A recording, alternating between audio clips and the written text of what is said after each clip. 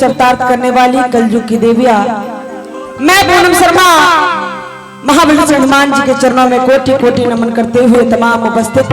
भक्त जनों को नमन करती हूँ और सादर प्रणाम करती हूँ। मंच पर उपस्थित हमारे बड़े अच्छे टीम राजन भैया एंड ग्रुप जितने हमारे अतिथिगण हैं सभी के चरणों में बार बार प्रणाम है। अगर कोई त्रुटि हो जाती है तो अपने घर का